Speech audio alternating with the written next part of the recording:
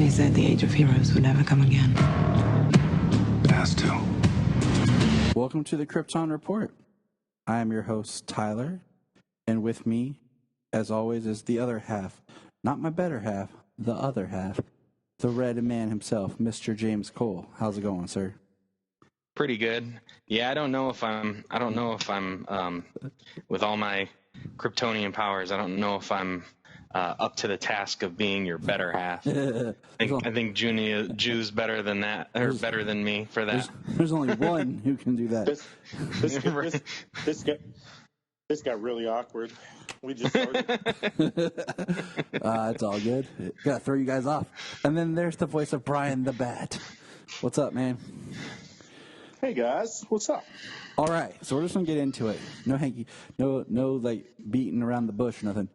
We got news that HBO Max in 2021 is releasing what's now being called, and I will refer to it from now on, Zack Snyder's Justice League.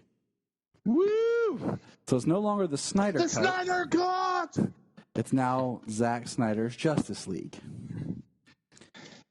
And I feel good, man. Like, I have that, like, yesterday, I watched the first two trailers again, like when they were, you know, the Comic-Con sneak peek and then the first trailer when you could tell it was still Zack footage and everything. And I don't know, I just feel... When you still had hope. I just feel good again. Like, how are you boys feeling? Just an overall general, like... How are you feeling? Well, I mean, I'm super freaking excited. I mean, this here just shows you that the announcement of Zack Snyder's Justice League here now just shows you that the saying, you know, one man's trash is another man's treasure. People out there are like already bashing Zack Snyder again because he's actually getting to finish the movie and the series of films that he began. He's actually getting the opportunity to complete it the way he would have completed it, which, you know, as an artist, that's, I mean, somebody tearing down what you did and literally using the bones of what you did to create something that they just, I don't even know what they were intending. You know what I mean? So, yeah, and with what you're saying, I mean, we just want to like point out that artistic integrity, I mean, that's huge. I said this to Bryan earlier, and I've said it before, but I don't blame Whedon for the Justice League we got, because everyone calls it, because there's all kinds of documented history about what happened, but basically Whedon was hired to write pages, to oversee reshoots, that it basically ended up him then reshooting a majority of the film and then kind of guiding it in post-production. He was hired for a job, he ended up getting more done, and Justice League became another kind of studio project where it was being shepherded and conducted by a studio more than a filmmaker. So it became something, and I mean, and I like, here's my thing, and is the problem with this film is that we knew that so much more existed. You know, Justice League, we had seen trailers with footage that was not in the film. We had seen altered scenes in trailers that were different in the film. We had seen pictures and snippets and TV spots, all with this footage and this images that were not in the final film. So it was one of those things that we heard stories about what was filmed, what the heart of the story was going to be, and the actors talking about these certain scenes that were not part of the movie. So we knew so much more existed than what we got. And that's really what helped push this movement, was knowing that there was more out there. Well, just knowing that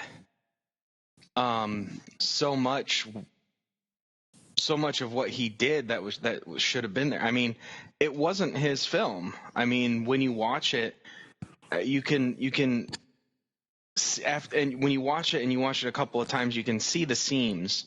Yes. You can see where they used the principal photography footage and then reshot so many of the close-ups and certain group scenes and stuff to completely change the dialogue and change the narrative of the story.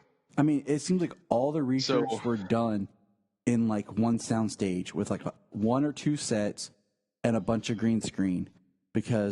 And I don't want to dive into all that because James and I covered that pretty well when we did our Justice League. Was it 2-year look back or 1 year look back? Was it 1 year? It was 1 year after Justice League. We did a commentary track for it. Yeah. Got to find that episode number. But there, we talked a lot about that in there. I want to focus on the positives here. And that's that. Yeah, that's all history now. Now it's time to be positive and look at what we're actually going to get. We're actually going to get that stuff. For the haters that are saying that, this is just coming about now, it's really great that the reports have come out that to actually have Zack Snyder's Justice League happened in November, when there was that huge Twitter movement of hashtags, retweets, and a push on social media for it, that it actually began then and has been working over in the background. 800 million tweets in a single day. And I do want to throw this out there before we get into some deep discussion. Some people are going crazy about this. I don't foresee... They're not saying that actors are coming back for additional footage. They're saying some additional dialogue or ADR, which is cleaning up lines, adding some lines, but they're not reshooting the actors. Well, that would have been standard place if he would have been on anyways. Period. Right. They do that post-production period, but they ended up completely changing it with the post-production because it actually went into production. I'm saying all this because people are starting to run wild with, they're back, blah, blah, blah. No, I don't see Ben Affleck as Batman anymore. He's done with Batman. This is like people now are like, oh, we're getting this now. Let's get Ben back as Batman. That's not going to happen. I don't see Zack finishing his 5-movie arc because this Justice League is the Justice League that was shot. And that's another thing to remember. He had 2 movies planned, and then they scrapped kind of part 2, and they condensed the script, wrote a script for 1 movie, and that's what we're going to see. Yeah, I think people get confused about that 5-movie arc. Like that was the ongoing thing before he quit. Like exactly. I think that was the initial, but once they decided to change things, come the release of Batman versus Superman, and probably before, but once they come to change things at that point, it was no longer the 5-movie arc he had planned. He envisioned a story that ended, whereas the studio wanted a franchise. Yeah, they wanted a never-ending universe, basically. And so I don't see that. They wanted to build off of what he started. I don't see them stepping back into Zack's plan, none of that. I see this being kind of like, here this is. And I don't see it affecting,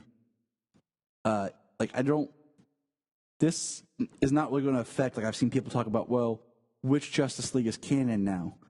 I don't think it's really going to matter because I don't think they're going to touch back on these story threads enough to make us debate. Wonder Woman 1984 is coming, and it's a prequel. If you look at it, right. It takes place.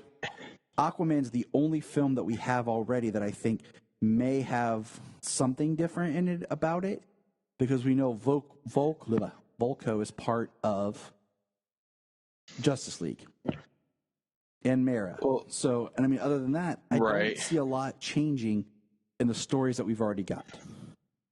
Yeah. So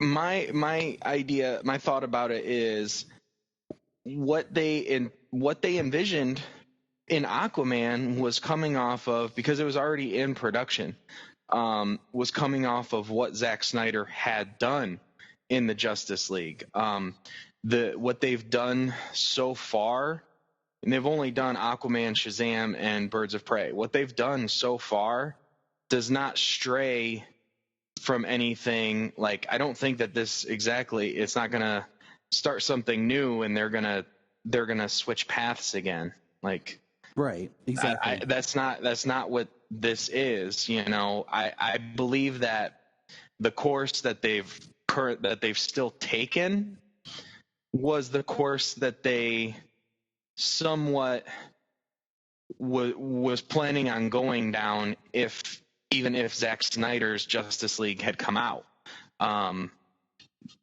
That it's going to be a different film, but it's not going to like reshape the universe. The only thing it's going to give us is a lot more story, a lot more character development, and I mean, hopefully it will give us an into the New Gods and Ava DuVernay if she's still on that, because at this moment she still is. Yeah, I haven't heard anything otherwise.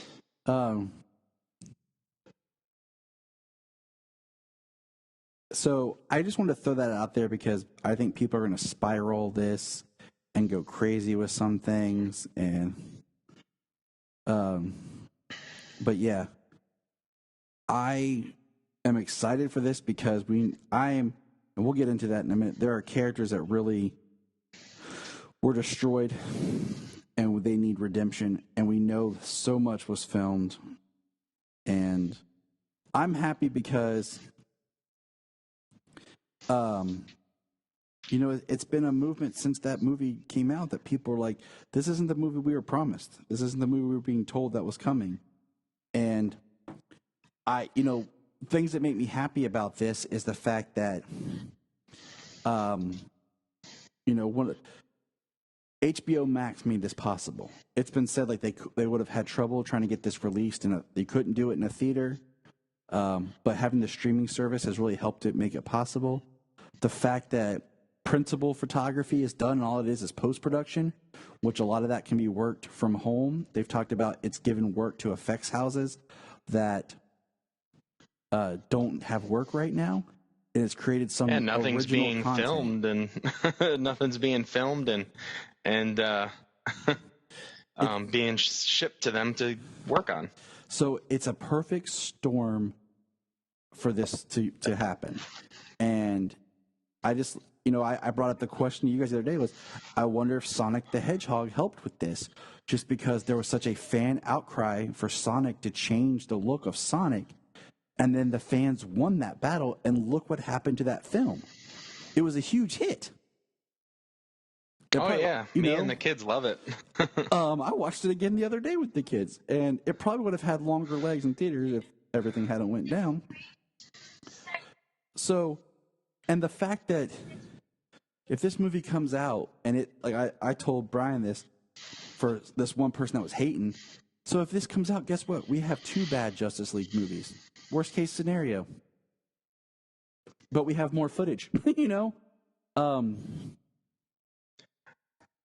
what? And no matter what it is, there are some people that just don't like Zack Snyder. Yeah. Apparently there are people out there who hate everything Zack Snyder does, but they still watch everything he makes. So I don't know. What are you going to do? Yeah. So I mean, if and you're expecting to hate it, why are you even going to see it? But whatever, you're giving them money, and that's I have nothing to say about that except for thank you. But and even if it doesn't, even if it's not something great, I already have a strong feeling. I like Zack Snyder. I've liked everything he's done. I own everything he's done. Everything he's done is ahead of its time. Watchmen's being looked back now. It's all good. Being a more of a masterpiece-esque film. I'm not saying it is. That's debatable. I'm saying you're seeing things where people are looking back at that film and saying it came out too soon. Yeah, and people are still talking about Batman versus Superman 4 years later. They're not talking about other movies. 4 years later down the road. They're not talking about Oscar winners still today from 4 years ago. You know what I mean? Yeah, and I mean, so the thing is,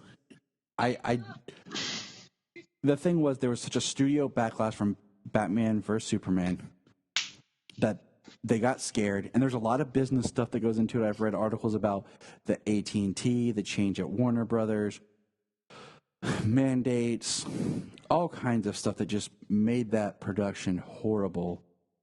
And now it's like a time for like the story to be redeemed. And we're going to get into, we found that we have a unique way of discussing what Zack Snyder's Justice League means to each one of us. So that's why we haven't got into any details. But it's just nice because the other thing is, it's either going to be like so Snyder, had a 5-hour assembly cut. And if you don't know what that is, that's when you like throw in everything you shot. So pacing's off, timing's off, whatever. And then he had a solid storyboards are set in for effect shots, things animatics, like that. Yeah, then early stuff versus wireframe crap. Yeah. Then he got down to like a 3-hour, 45-minute, this is my movie kind of thing. And then he's like, well, the studio won't release a 3-hour some minute movie. So then he got down to like 2:30, 2:45. And then that was the cut that he screened. And that's when they were still debating what to do. Because I think during this time, they had recut, re-released, and changed Suicide Squad too. So that movie was affected as well. But Justice League took the biggest hit from all these changes and re-edits and reshoots. Not to jump the gun, but they're now, like, you can see people now are more like, all right, let's get the air cut of Suicide Squad out there. That's a whole nother conversation. Apparently it would cost less to complete because everything that he had, it was done. It was all editing is what came out in the theaters. Yeah, they he didn't reshoot like this did. They just edited it out. Bryan, you're awfully quiet over there. I know James and I are talking. You got to jump on in here, man. What? Huh? Who? Snyder Cut? What? I'm really excited about the Snyder Cut. When you're a kid and you get introduced to comic books, and it becomes a big part of your life, like it does us. There's certain things that just get you really excited. And growing up watching the Justice League cartoon, Super Friends. You get really excited, like, will I ever see these guys in live action? Will I ever see a movie like that? And then, Marvel starts dropping all these movies, and you're starting to see the Hulk and Spider-Man stuff, and you're like, man, I really want to see my Justice League people. And, what the Snyder Cut means to me is it's a redemption for I guess we're not talking about that yet, but the main thing that gets me really excited is, I'm a huge Green Lantern fan, huge, and there's no fiction in 2011 Ryan Reynolds' Green Lantern. So when that movie broke my heart, I was so pumped for Justice League. Man of Steel, Zack Snyder's Man of Steel was awesome. Seeing Batman versus Superman and Ben Affleck's Batman blowing me away. You were so pumped for this movie, and you see these trailers, and you see Cyborg, playing high school ball, and you're like, oh, okay, we're gonna get this Cyborg story, and then J.K. Simmons gets cast as Gordon. You're like, holy crap, we're gonna get a really good Gordon again, and then Zack Snyder has a tragedy in his family, and he has to step down. And you get what we got with the crazy Superman lip, and it's like Warner Brothers just didn't care. Like, they just had to take whatever they got, had Whedon do whatever they asked, and they just didn't care. And as a film fan, as a comic book fan, to see Zach be able to finish his work finally, it's huge. It's a huge redemption. It's a way for the man to be able to heal about losing his daughter, and it just shows that sometimes good things can come, and dreams can come true. There's a lot on my mind here, but just to be able to know that this happened and we fans really did this and made it happen. It makes me feel great to be not only a DC Comics fan, but just to be a movie fan in general. And that's what I have to say for now. You say like they don't care. I mean, like, it was obvious that they didn't care because they released such a subpar film. I mean, even if say that was what they released, but if things came out more polished, terrible effects wise, some story beats, they pushed it out. They didn't care about the characters. They didn't care about the product. Marvel has created this. Marvel's created this franchise because the at least the person behind it, Kevin Feige and a number of others, they care about the movies, they care about the characters, and they care about the plan. And whatever you say, all of those, all of those movies early on, they only made a few $100 million a piece. So for people to call movies like so for people to call movies like Suicide Squad and Batman versus Superman that made $700 plus and $800 plus million a box office flop, like, that is ridiculous. Unreal. It's just completely false. I mean, there are movies that would sell their souls to make $500 million in the theaters, let alone $700 and $800 million in a box office run. Mm-hmm. Like, that's an unreal thought that people would say that is a box office failure. I'm with you, man. It's just, I mean, and it's just something. It's something different than. It's something different than Marvel's pushing out, and when it's something different, they're like, they didn't do it like Marvel did it, or whatever. I mean, in my opinion, they did a disservice to Justice League. They did a disservice to the characters. They did a disservice to Zack Snyder and the entire crew that worked on those films. I mean, absolutely. And if you want to flip it over, like, in my opinion, they did a disservice to the Civil War storyline with that movie. The storyline was much better in the comic books. The movie was good. Granted, I'm not saying it wasn't good. It was a good movie, but I feel that they did a disservice to the storyline. I kind of feel, in my opinion, that maybe over there they were like, let's try and get some of these popular storylines in before the culmination of everything, because we're not sure what's going to happen after, the Infinity Saga is over with. Right. And the Planet Hulk storyline too. Like, in my opinion, that was a huge disservice. So, it happens on both sides of the street, and I've seen all of the movies, both sides as well. So, but all right, so comic book fan. Let's break it down. And to talk about what this means to us, we each have 5 things that we are excited and expecting to see, from what we've gathered and everything that we expect from Zack Snyder's Justice League. Okay, so we're going to start with Bryan. What's your number 5?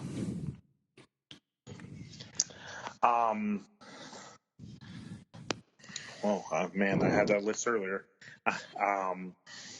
Hey, can you stop and rewind? James, what's your number 5? So my number 5 is Ray Fisher and the Cyborg storyline that was basically non-existent for the most part in the theatrical release. Yes. Very little contention between him and his father. The fact that he's like literally connected to the mother boxes. We got and more of an origin. I mean, we get a tease of an origin in Batman versus Superman, and then we get Hoodie Cyborg for the rest of the movie. Yes. And you know what's crazy is Cyborg's a character I like but not love. But that is the character when I walked out of the theater, I loved Ray Fisher's Cyborg. He won me over. Like I want to see more of this guy. And his first feature film, he came from being a stage actor. He's a young man and a stage actor into his first feature film in a Zack Snyder picture as Cyborg. Like, comic books are such this this blockbuster franchise thing for the last decade. And, you know, he gets to play this role and he does so great. And then everything he did was gone and reshot with a red light and a hoodie. Yeah. I mean, we've gotten footage. There's been the altered scene of him standing at the broken window as full-on Cyborg. We've seen clips of him with like a face mask. We've seen him save the police at the Superman battle. And we've seen him like clips of him playing football. Not to mention the still images of him in Star Labs saving, his father is what we're led to believe. So, and, they said all along that the Cyborg was supposed to be the heart of this film. His story was going to be part of the through line. And that was completely gone. All right, Bryan, you ready with number 5? Yes, I'm ready for my 5. So piggybacking on James, when we saw the trailer for this movie, we did see a lot of Ray Fisher Cyborg in the trailer, and I expect more. I expect more Ray Fisher Cyborg. I expect him having emotional depth, being more of the heart of the story. I also expect seeing more of Flash. Iris West was completely cut out of the movie. Flash was really off for me in this movie. Yes. I really didn't like this version of Flash. I kind of felt like it almost felt like the movie and Warner Brothers, like, they didn't know who they wanted him to be. Like, is he going to be a knockoff of Wally West? We're just going to call him Barry. Is he really Barry? Like, it was so off for me. My thing is, if you watch that cut, the Flash does almost absolutely nothing. The Flash is such a goofball, and you can have him be goofy and energetic. Like, my favorite scene of Ezra Miller in that film is when he's talking to his dad, and you can tell that is Snyder footage of him and his dad talking in jail. Well, because it was emotional, it was real. And the best way to tell what footage of Ezra is reshoots is his hair, because he was working on Fantastic Beasts and had that horrible haircut. And they tried to fix his hair to match how it was when he shot the original Justice League footage. So if you watch carefully, watch his hair, it'll help you determine what was shot with him. Yeah, and anytime he's being jokey or looking like wide-eyed and weird, it's like reshot. And there's the scene in the trailer where he he's moving fast and he pushes the glass, and we see the glass shatter, and there's the white lightning, blue lightning around him. Not in the film. There's the quick shot of him like stepping out of the thing, like putting his hands together, like he's gonna like stretch and pray. Not in the film. We've seen, I mean, at least I think you guys have seen the teaser shot animatics of him saving Iris West, like in the car, that kind of like blows up and her flying out of it. That's, like you said, she's completely out of this movie. And I mean, not to jump past your number 5, but since we're talking about the Flash, I mean, that's my number 4.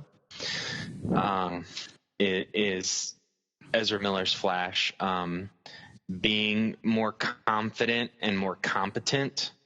I mean, I know I spoke about it back in our early Justice League talks after the film came out about how I love how his version, because his brain moves so fast, how he absorbs information, why in his apartment he's got 30 TVs playing different stuff, why there's stacks of books all over the place, because his brain is in super speed and he's absorbing everything because he can absorb it at such a rapid rate. Exactly. And what I was going to say, I don't mind that he has the arc of him being the youngest member and like learning to be a hero, you know, kind of like watching Batman, watching Wonder Woman and stuff. But also, let's just take one quick step back and just the scene of him in Suicide Squad was filmed by Zach. Okay? So it sure was. So think about how he like came in, stopped Captain Boomerang, and just like the confidence he kind of had in that a little bit. And then in Justice League, how he kind of was wobbly. Like just, I mean, how many times did he trip and fall? Like, so. That was push people and run away. All scared and stuff. And I don't mind him being a little like scared because he's learning, but you got to give him an arc to complete, because go back and watch Justice League theatrical. He doesn't really do anything. He doesn't add to anything, and it's sad for such a great character. And I mean, even you go back to his Superman. He awakens Superman. You go back to his cameo in Batman versus Superman, the security footage at the carryout at the corner store. I mean, broad daylight in the middle of the place, no costume on. He drops the milk. Long hair. He lets go of the milk, runs across, and, probably just touches this dude and sends him flying, but goes back, grabs his milk, and walks off nonchalantly. Not a change in his face, not like anything even happened. Yeah. You know what I mean? That's not the same character. It was, exactly. It was like we saw 4 different Flashes.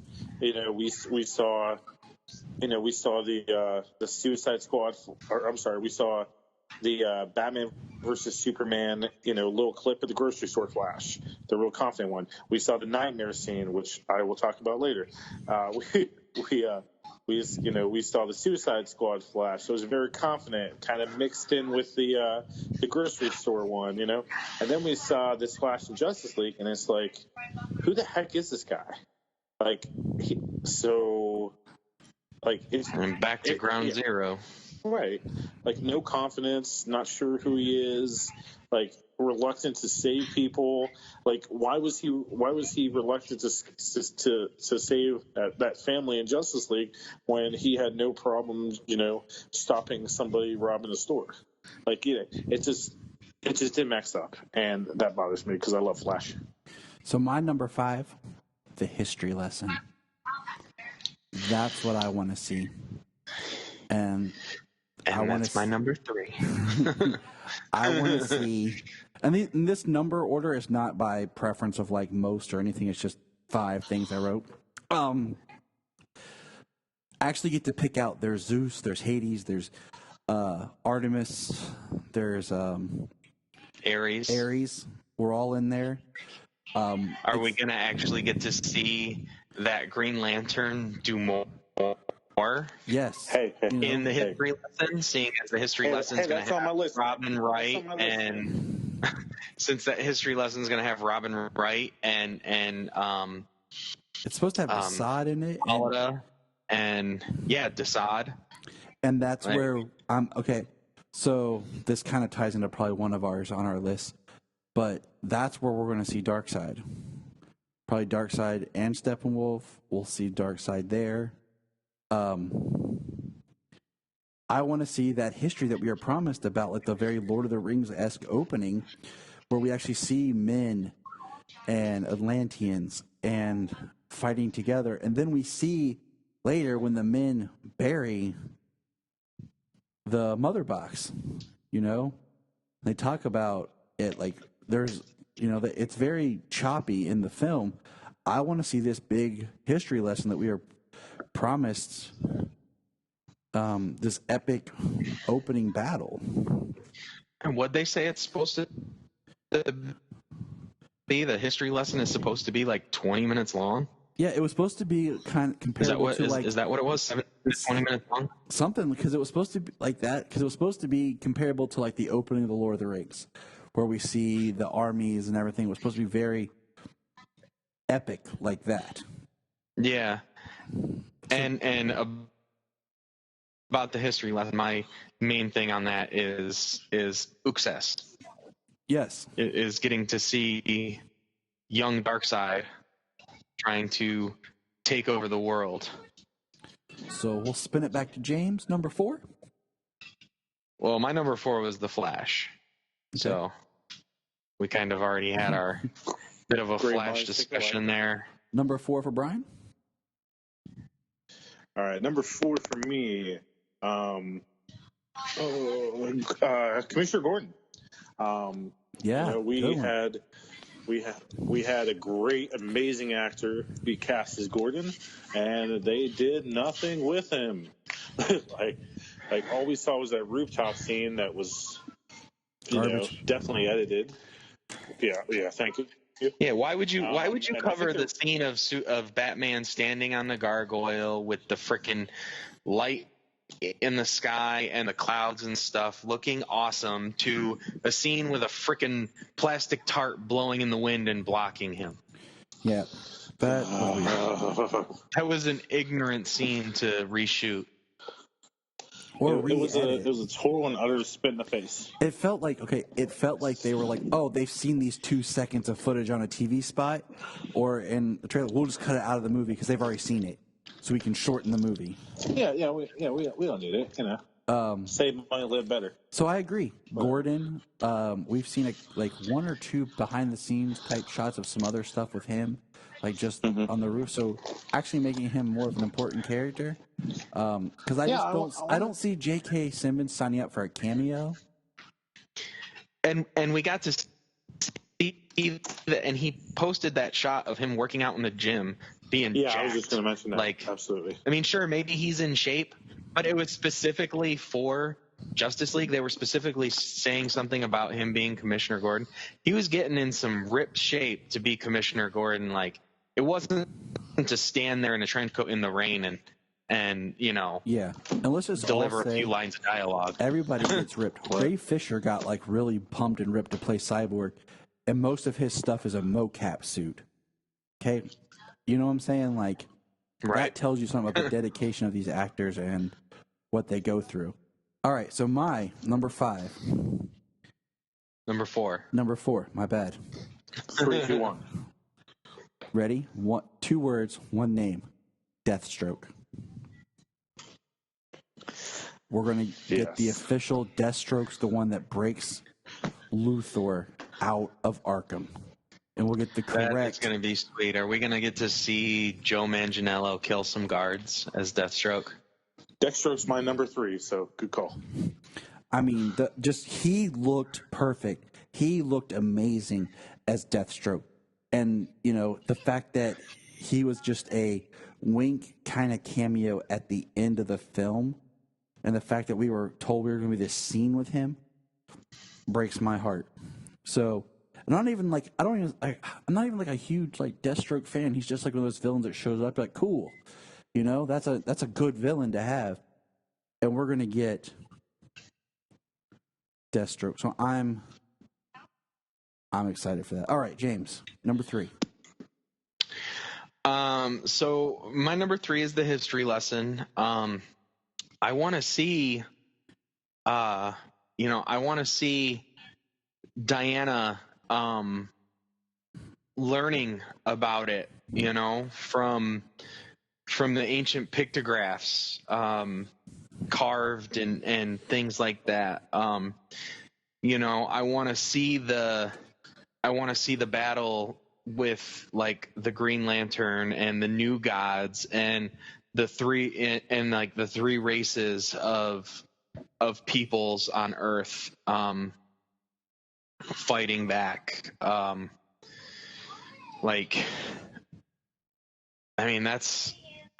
was anticipating that part of the movie, from the moment I seen it in the trailers. Yeah. And getting Antiope back, in that, I was like, oh, she's gonna be awesome.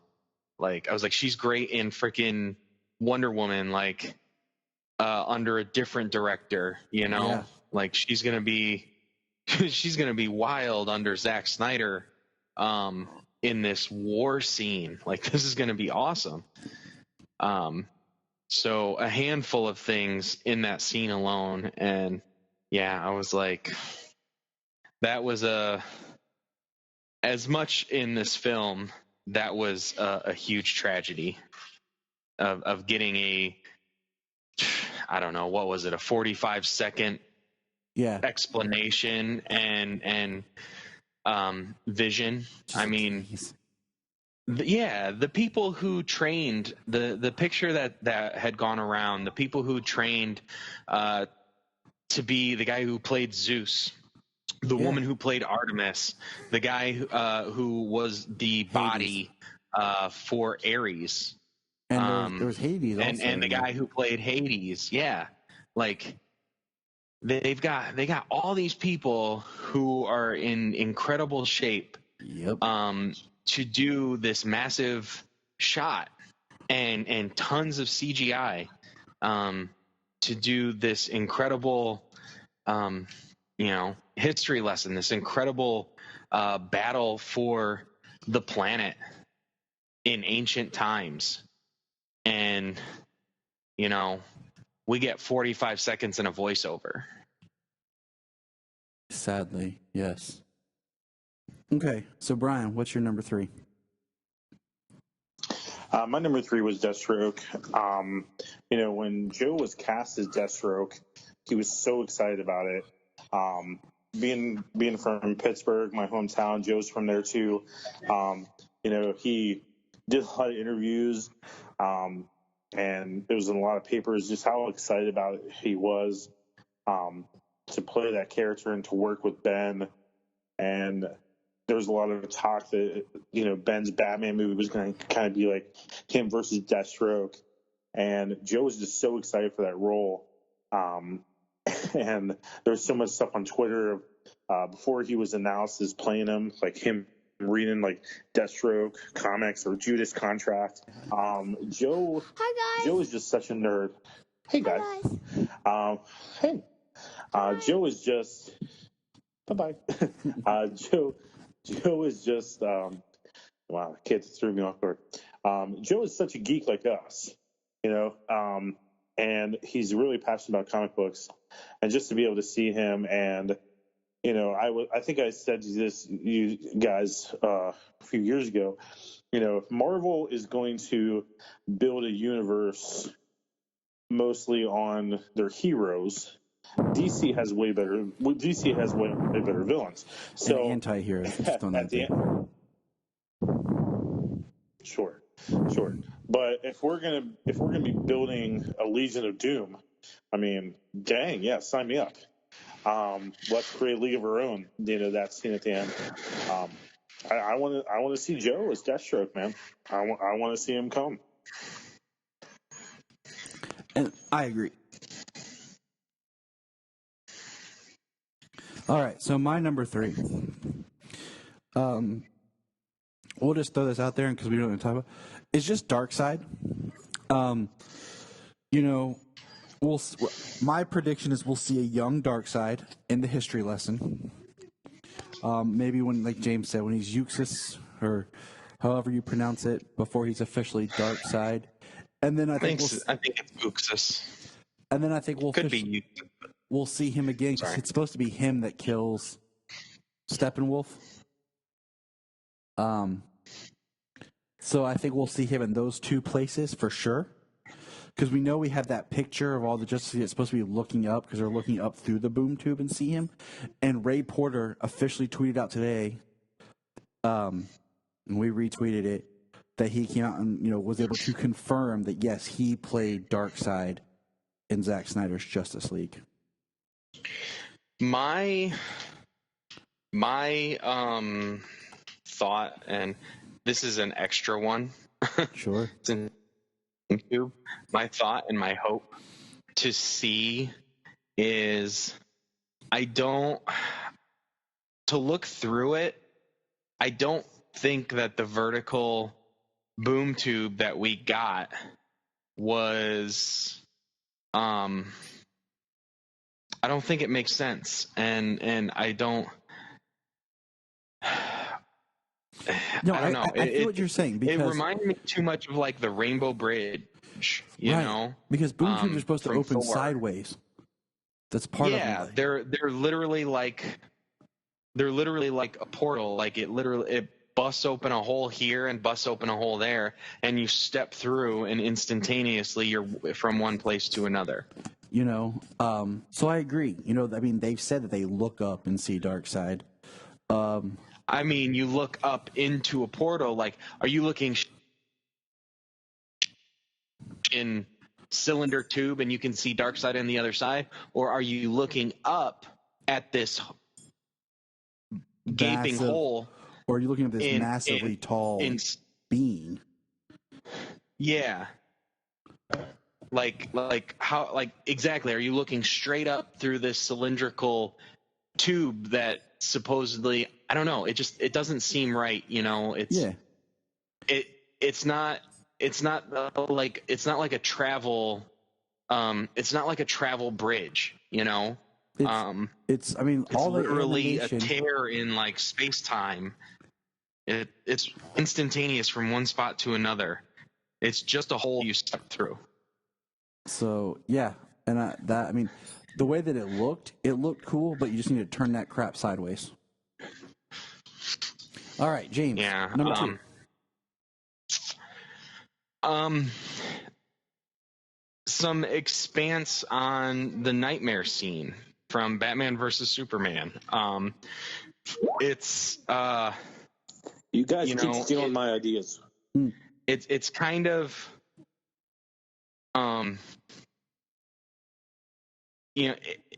it can seem out of place. He had an idea for where the story was going to go, and whether that story is still there or not, I still believe, even if he changed the idea somewhat, that there would be a payoff to the nightmare scene. You know what I mean? I agree. Just so that way it didn't seem out of place. Because I feel like the nightmare scene would lead more into like part of Justice League Part 2, from what we've heard about what the original story was going to be. But I still think Zach could do something that makes it feel in place. So I would like to see something more of that, because as the movies stand right now, that is such a weird moment. So, right. So kind of my idea might be... No, not in the theatrical cut. Kind of my idea is that maybe which is kind of dipping into my next one. Just go ahead and do so your next I'll one. expand on it when we get there. Just go ahead and do it. Okay, what's your number 1? And then we'll finish up. No biggie. Okay, well, my number 1 is Superman, his resurrection, and him coming from a place of confusion and anger, at his time of resurrection. The scenes in the park that we didn't get to see, Cyborg saving the police officers, some of those army vehicles being destroyed and things like that. So I think that the nightmare scene, maybe if plans changed and it wasn't going to have a Justice League Part 2 and stuff, that maybe the nightmare scene was or maybe like Batman took it premonition wise for how Superman returns to life. Gotcha. Fearing that he's not the same person who died, that when he comes back and he's confused and angry and fighting against them, that maybe his nightmare vision has or is coming to fruition.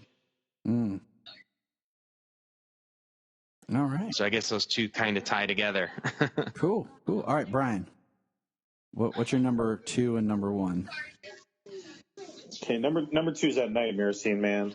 Like, how will you have a scene that big, and then you hop into Justice League, and Batman's like, "Hey, Flash, I'm just meeting you for the first time. Never saw you before. You don't look familiar. I don't know anything about the future. Whatever." Like, they don't address it at all, and that just drives me insane. And I know Zach would have followed up with that. That would have been a part of it. But my number one thing, and number 2 kind of flows into Darkseid too, because they had the Omega symbol, whatever, blah blah blah. Number 1 thing is I need some clarification on Green Lantern. Thank you. I was waiting. I've been waiting for you to bring that up the entire time. You knew that was going to be his number 1. I did. Hell yeah, man. Green Lantern's my boy, man. We get this little tiny tease of Green Lantern in that big battle, and that's it. That's all we get. And there's no talk among the Amazons about, hey, there's this space cop place. There's a bunch of space cops that are out there. There's nothing out there. And I read it. I don't know if it was true or not. Maybe you guys can clarify for me. But wasn't there a post-credit scene that was going to be Bruce in his bed? Yes. And outside, Kilowog and Tom Ray. Or Tom Ray, whatever. And then whatever. I don't know if that was going to be a post-credit scene to lead into part 2, but yeah, that was supposed to be a post-credit scene, and I don't know if it was ever filmed. But then there's that actor that was supposed to be Hal Jordan, and there was like a scene with him that was supposed to be like so Green Lantern being expanded upon in some form is a definite for this. So my number 2,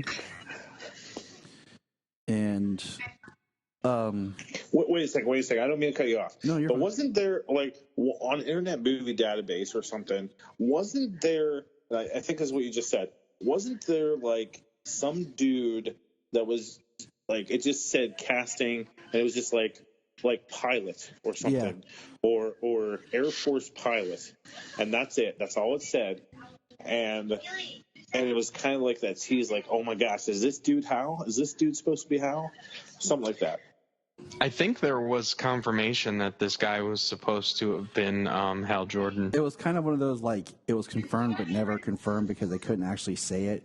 Kind of like Ray Porter as Darkseid, like it was confirmed, but he could never actually officially announce and say, hey, I was, because of just everything. Right. So... yeah, they got to give me something. So my number 2 is going to be Vulko. And just the Atlantean storyline that he filmed scenes. I'm down with that. Vulko was supposed to be in Justice League to and kind of bridge more of that character. And I guess Vulko and Mira, so just the Atlantean storyline with Arthur that was kind of departed from this film. You know, because we had that shot of Mira that's supposed to be she's in Iceland, and that she comes to him, and we've seen some alternate scenes of Aquaman in that setting compared to what we got in the film. So just that Atlantean storyline. And then my number one is just some quick things that I'm going to say that are nothing. I got 4 things left on my list here.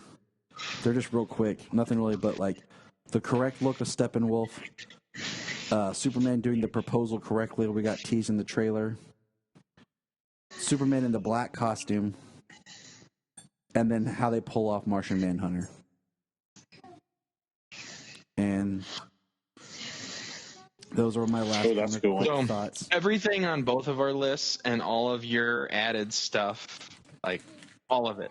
I want all of it. Like, yeah, there's the talk of, you know, is it gonna be a 4-hour movie? Is it gonna be a 6-part series on HBO Max? I mean, either one. I want it. 6-part series. If it's 6 hours long, I want it more because I want more. Even if it's all 40, I want more of Zack Snyder's Justice League. You know, so even if it's all like 6 45-minute, 40-minute episodes, you know. Yeah, and it's 5 hours long. So I don't care. Give me a whole movie. Give me what Zach wanted to give us. And I don't like, you know, because if they do a TV series, they can add extra scenes that slow the pacing because then it's paced to be a mini series compared to a faster film.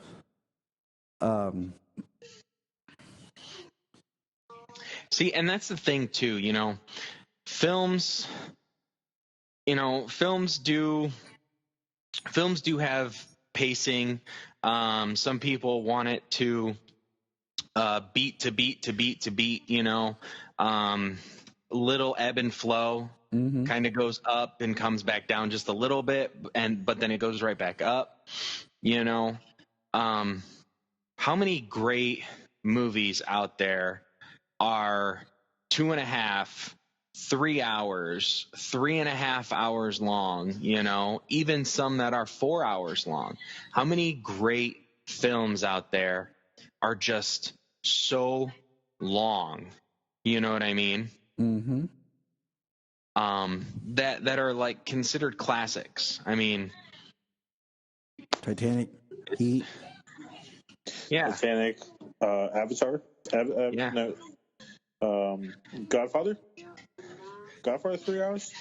I mean, even and even in the genre, The Dark Knight Rises, which was closer to 3 hours. You know what I mean? Mm-hmm. Like, yeah. And then the very next year, Infinity War comes out, and then the next year after that, Endgames comes out. You know, we have these movies that have done great, and they're 2+, 3+ hours long, and you know they're great. They've done great. You know, when you actually build a story and you have compelling characters and things like that, like that doesn't seem like such a commitment, that amount of time, you know, because it goes by and you're engaged, you know. And when you put out a movie like they did, and there's no character development, you know, there's nearly no introduction to these brand new characters. You just drop them in and push the story along to fit a specific time constraint. You know, you wonder why so many of the reasons why that movie did bomb. I mean, and there's no wonder why. I mean, you know, yeah, it's so, there's no wonder why that it bombed, because they eliminated everything that would have engaged people. It was just I mean, quick. It was quick. It was Like, still all here- right. It was all right, you know. And I've revisited it. Yeah, I mean, But- it's not a bad movie. It has its ups, it has its downs, but it's not what we were promised, and it's not what we were told and shown to get Right. there. I mean, it was a miracle. It was as cohesive as it was, you know, building off of the footage Zach shot, the reshoots to build a whole new narrative, and then editing them together. Like, it was a miracle. It was as cohesive as it was. So. It was. And I mean, it's just one of those, it's not a horrible movie. And I said, that it could end up being that the theatrical cut is the one that, like, you can, like, let kids watch, and it'll be more kid friendly. And I hate using that term because people always think kid friendly is something stupid, but my kids enjoy watching Justice League. The Snyder Justice League might not be something they enjoy as much. And that's okay, because now I have two different versions. Yeah. I know once in a while I'll revisit, the theatrical cut, but I know more often than not, one way or another, physical or HBO Max, down the line, I will be rewatching Zack Snyder's Justice League countless times. All right, boys, I think we've kind of talked it to death here, but I think there'll be more discussions as time comes of what we think, but it's just exciting that it's happening, and I'm excited. Look up in the sky.